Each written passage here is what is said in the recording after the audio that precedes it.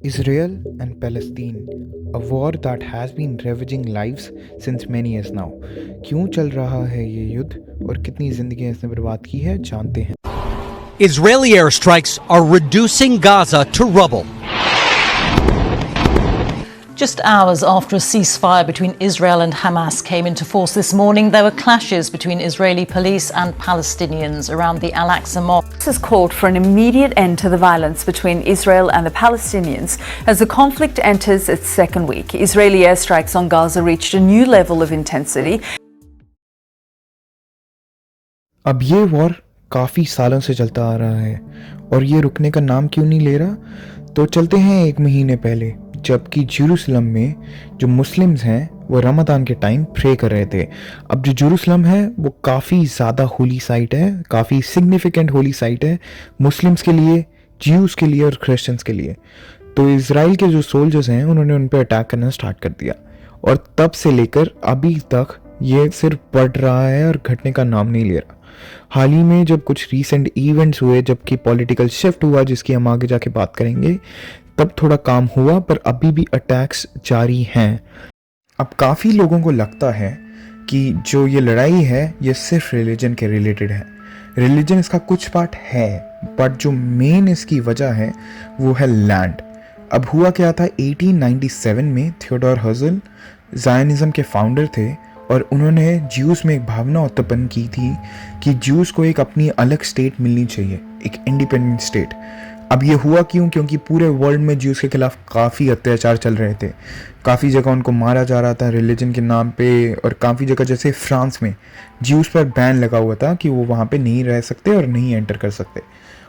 In a parallel world फ़लस्तीन अभी भी Ottoman empire के अंडर आता था और इसी टाइम पे ऑटोमन एम्पायर ने जंग छड़ी रशिया के खिलाफ वर्ल्ड वॉर 1 के टाइम। रशिया को सपोर्ट मिला फ्रांस, जर्मनी और ब्रिटेन का। ब्रिटेन ने चाल चली, उन्होंने अरब्स को कहा अगर तुम हमारी मदद करोगे ऑटोमन एम्पायर को हराने में, उनके खिलाफ रिवोल्ट करने में, तो हम तुम्हें तुम्हारी लैंड देंगे। और उन्होंने यही बात की ज्यूज़ के साथ। उन्होंने ज्यूज़ को कहा कि हम तुम्हें अपनी स्टेट देंगे, हमें तुम्हारी मदद चाहिए। और उनकी सेटिंग थी फ्रांस के साथ कि वो मिलकर मिडल ईस्ट पे रूल करेंगे। हुआ क्या, ऑटोमन एम्पायर 1918 में बैंकरप्ट हो जाता है, हार जाता है, और कंगाली के कारण जर्मनी, फ्रांस, रशिया और ब्रिटेन उनको हरा देता है और फ़लस्तीन पे रूल आ जाता है ब्रिटिशर्स का।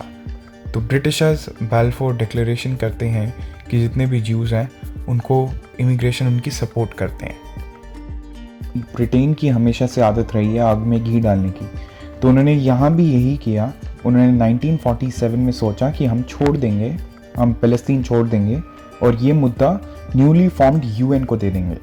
अब यूएन में वोटिंग होती है और यूएन ज्यूज़ को एक नई स्टेट देने की इजाज़त देता है। Argentina abstention, Australia yes, Belgium yes, Bolivia yes, Brazil yes, Belarus yes, Egypt no, El Salvador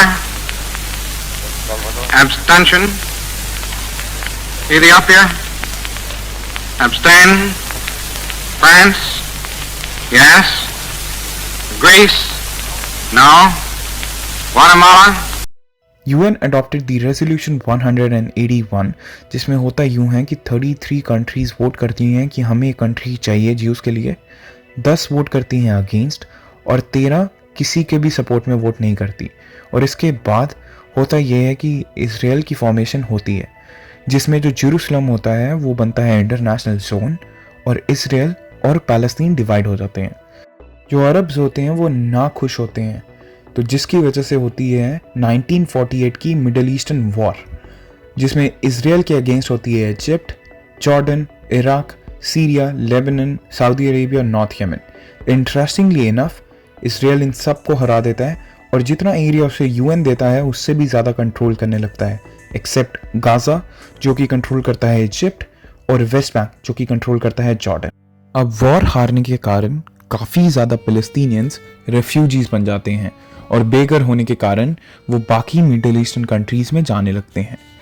उसके बाद आती है 1967 की 6 डे वॉर, जिसमें मिडिल ईस्टर्न कंट्रीज वापस पार्टिसिपेट करती हैं और फिर से इजराइल उन्हें हरा देता है। इजराइल इजिप्ट से सिनाई हाइट्स छीन लेता है, जॉर्डन से वेस्ट बैंक और सीरिया से उसका एरिया गोलन हाइट्स।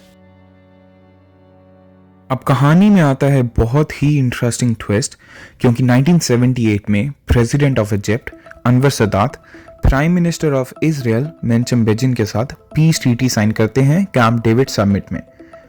इजिप्ट पहली मिडिल ईस्टर्न कंट्री बनती है इजराइल के साथ पीस ट्रीटी साइन करने वाली, और इसके चलते ही इजराइल इजिप्ट को उनका एरिया सिनाई हाइट्स वापस दे देता है। और इसकी वजह से काफ़ी दोनों जगह काफ़ी टेंशन होती है और इजिप्ट में 1981 में उनके प्रेसिडेंट को कोई असैसिनेट करके मार देता है। इन सब चीज़ों के बीच फॉर्मेशन होती है PLO की, पैलेस्टीन लिबरेशन ऑर्गेनाइजेशन। अब इसका होता है मकसद सिर्फ एक कि पैलेस्तीन का जितना भी एरिया है वो वापस लेना।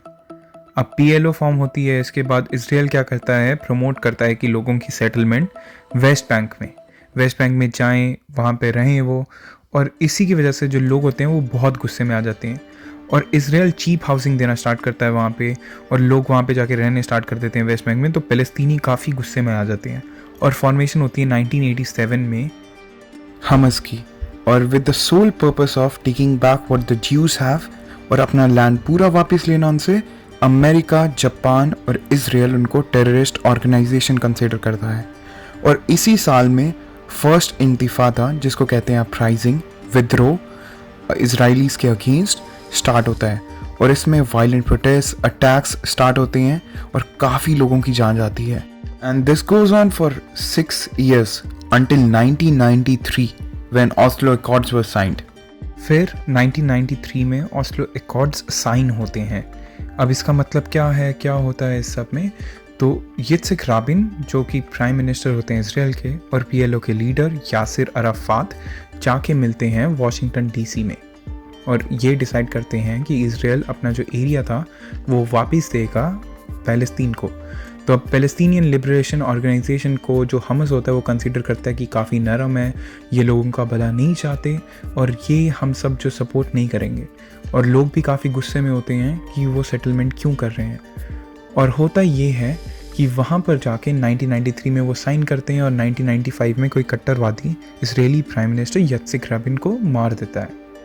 इसके बाद बेबी बूमर बिल क्लिंटन साल 2000 में वापस कोशिश करते हैं इजराइल के प्राइम मिनिस्टर एहूद बारक और PLO के लीडर यासिर अराफात को वापस मिलाने की, पर ये भी उनकी कोशिश नाकामयाब होती है और शुरुआत होती है साल 2000 में सेकेंड इंतिफादा की, जो कि और ज़्यादा वायलेंट और ज़्यादा खतरनाक होता है, जिसमें काफ़ी ज़्यादा लोगों की जान जाती है।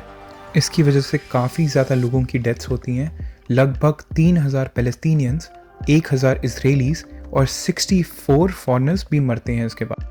अब ये सब जाके रुकता है साल 2005 में, और तब से लेकर अभी तक ये जंग सिर्फ चलते आ रही है, ना कोई समझौता हुआ और ना समझौते का नामो निशान है कहीं। अब पिछले मई 2021 में ये आग और बढ़ गई जब कुछ लोग प्रे कर रहे थे मॉस्क में और इजरायली सोल्जर्स ने उन पर अटैक किया। और अब प्रेजेंट सिचुएशन ऐसी है, कुछ दिन पहले बेंजामिन नेतन्याहू इलेक्शन हार गए और इजराइल में एक नए प्राइम मिनिस्टर नफ्ताली बेनेट, जो कि एक बिजनेसमैन है, वो चुनाव जीतते हैं और ये एक माइनॉरिटी गवर्नमेंट बनाते हैं। और इनका कहना ये है कि हम पीस टॉक्स करेंगे, हम इसको रिजॉल्व करेंगे। अब देखना ये रहता है कि कितना सफल रहता है और ये क्या सब करते हैं। अभी कुछ दिन पहले इन्होंने हमस पे अटैक्स भी किए अपने ऑफिस में आने के बाद, तो अब देखना ये इंटरेस्टिंग होगा कि क्या बढ़ता है और कभी पीस आ पाती है पैलेस्टीन में, कभी लोग वहाँ पे खुशी से रह सकते हैं नहीं। आप मुझे बताइए आपके क्या व्यूज़ हैं, आप क्या सोचते हैं कमेंट सेक्शन में नीचे। चैनल को सब्सक्राइब कर देना, और अगर वीडियो अच्छी लगी हो तो लाइक बटन दबा देना, और अगर नहीं अच्छी लगी हो तो डिसलाइक बटन दबा देना।